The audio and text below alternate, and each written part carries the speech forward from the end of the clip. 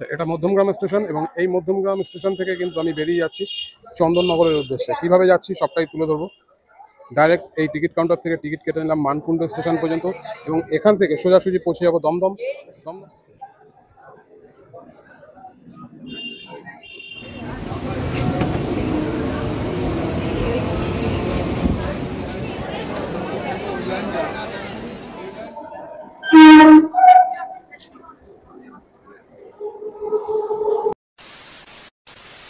এই মুহূর্তে চলে এসেছি দমদমে এবং এখান থেকে গাড়ি চেঞ্জ করতে হবে। দমদম থেকে আমি ডানকুনি লোকালে উঠবো, উঠে নামবো বালি হল্ট সেখানে।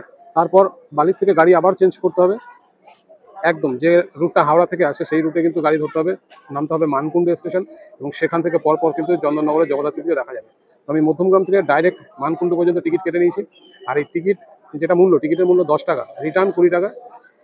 খুব একটা বেশি ভাড়া না, দূরত্ব কিন্তু অনেকটা, 42 কিলোমিটার। আমাদের মধ্যমগ্রাম থেকে মানকুণ্ড পর্যন্ত দূরত্ব 42 কিলোমিটার। ঢুকলো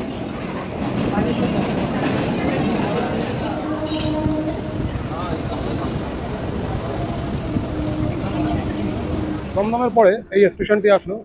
স্টেশনের নাম বরাহনগর বা বরানগর আমরা বলে থাকি, সেই বরানগর রোড। এবার আসছে দক্ষিণেশ্বর।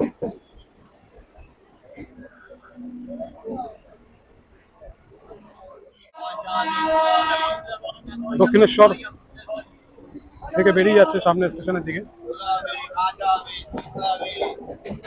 এটা হলো বালিঘাট স্টেশন।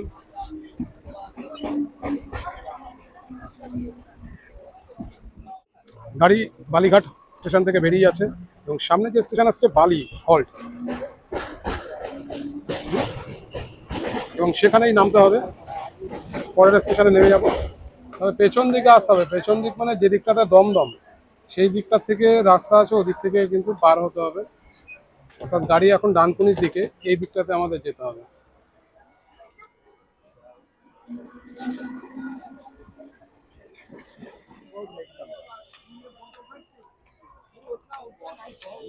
আচ্ছা, বালি স্টেশনে চলে এসেছি। এখান থেকে কিন্তু হাওড়া লাইনের সমস্ত গাড়ি যায়। তো গাড়ি এদিক থেকে আসবে, এদিক থেকে এসে আমাদের যেতে হবে এদিকে। তো যাবো এখান থেকে সোজা মানকুণ্ডু, বেশিক্ষণ লাগবে না, 30 মিনিটে পৌঁছে যাবো। এই বালি স্টেশন, বালি স্টেশনে তো চলে আসলাম। একদম ব্রেক জার্নি কিন্তু আমার শেষ হয়ে গেছে। মানে এখান থেকে এবার একটা গাড়িতেই কিন্তু পৌঁছে যাব মানকুণ্ডু। তো আমাকে যেতে হবে এই দিকটাতে, এই রাস্তা দিয়ে সোজা বেরিয়ে যেতে হবে।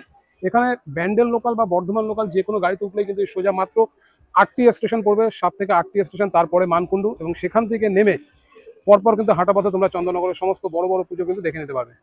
তো এই হচ্ছে জার্নি, এটাই হচ্ছে রাস্তা। খুব সহজে পৌঁছে গেলাম।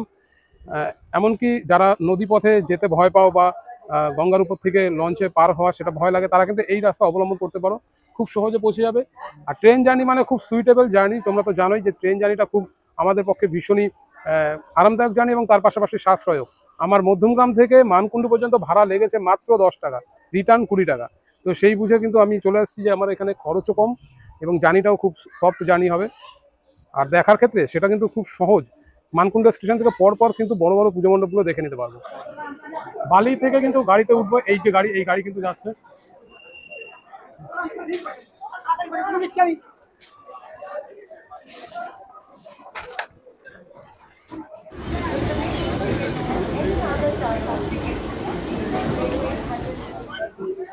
বাবা, এই হচ্ছে ট্রেনের ভিড়। হ্যাঁ, নামছো। মানকুণ্ড স্টেশনে পৌঁছে গেলাম। এবার এখান থেকে জাস্ট হাঁটা পথে, এদিক থেকে সবাই যাচ্ছে, তো এদিক থেকেই যাব। মাথায় নেমে ওখান থেকে পরপর কিন্তু সেই পুজো, জগদ্ধাত্রী পুজো, সেগুলো কিন্তু দেখতে পাবো। প্রচুর ভিড় স্টেশনে, দেখতে পাচ্ছি এদিক থেকেও লোক এদিকে যাচ্ছে সবাই। এই গাড়িতে করে আসলাম। যে কোনো ব্যান্ডেল লোকালে তোমরা যদি উঠে পড়ো তাহলে কিন্তু এই স্টেশনে তোমরা নেমে যেতে পারবে। ব্যান্ডেল অথবা বর্ধমান লোকাল এই রুট থেকেই যায়। ফাইনালি কিন্তু মানকুণ্ড স্টেশনে পৌঁছে গেলাম। আমার পেছনে দেখতে পাচ্ছি যে বোর্ড, এটা হচ্ছে মানকুণ্ড স্টেশন এবং ঠিক এই জায়গাটা থেকে কিন্তু পার হতে হবে, এই পাশ থেকে পার হতে হবে। তো এটার জন্য এই যে ফ্লাইওভার আছে, এটা থেকে কিন্তু টপকাতে হবে, কারণ এখানে প্রচুর পুলিশ দেওয়া হয়েছে, প্রচুর সিকিউরিটি রাখা হয়েছে। রেল লাইন পারাপার করা যাবে না, এরকমই কিন্তু অ্যানাউন্সমেন্ট করছে এখান থেকে। তো এই ব্রিজ থেকে টপকে যাবো ওর পারে। একদম পৌঁছে গেলাম, খুব সহজে কিন্তু মানকুণ্ড স্টেশনে পৌঁছে গেলাম এবং এখান থেকেই কিন্তু এবারের জগদ্ধাত্রী পুজোটা শুরু করব। তোমরা কিন্তু এইভাবেও আসতে পারো। আচ্ছা, এই এখান থেকে নামলাম, নেমে এদিক থেকে এভাবে কিন্তু বেরিয়ে যাচ্ছি। এটা টিকিট কাউন্টার।